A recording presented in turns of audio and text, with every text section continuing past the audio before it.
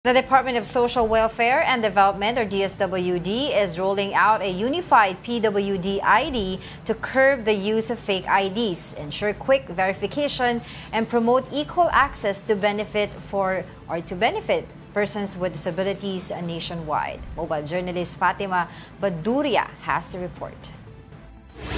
No to fake PWD IDs. Yan ang panawagan ng business owners dahil sa naglipa ng nandadaya at gumagamit ng peking ID para makadiskwento. Para matigil ang paggamit nito, nagsimula na ang pilot testing ng Department of Social Welfare and Development para sa bagong Unified PWD ID. Iisa na lang ang magiging disenyo ng PWD ID para sa lahat. Yung ating pong person with disability ID ay meron na pong digital copy, meron pang physical copy. So yung digital copy, ito ay may features na nakakapag-capture ng biometric information para magkaroon ng quick and reliable verification using a mobile application or a web portal. Gayun din po, meron ito ngang physical ID na RFID enabled na pwedeng gamitin for offline use. And because meron ngang mga safety or security features yung ating digital and physical ID, hindi po ito basta-basta mapepeke o hindi po ito makokopya fraudulently.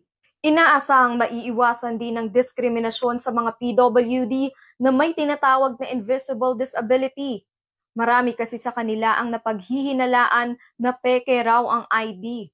Ang pangit kasi yung, alam mo yon, para sa kakaunting privilege lang, gumagawa pa ng kalokohan para lang makuha yung privilege na yon. Samantalang, di ba, hindi mo naman kailangan kung sakali, bakit kailangan mo pang gawin yon?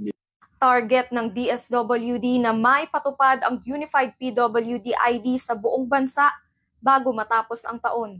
So kapag meron na po tayong datos ng kung sino at ilan at kung nasaan yung ating mga persons with disabilities, makakapagbuo tayo ng polisiya at programa that would be truly responsive of the needs of the persons with disabilities. Panawagan din ng DSWD na huwag samantalahin ang kapansanan ng iba para masulong ang pantay-pantay na oportunidad para sa lahat. Mobile journalist Fatima Baduria po, hatid ang mukha ng balita.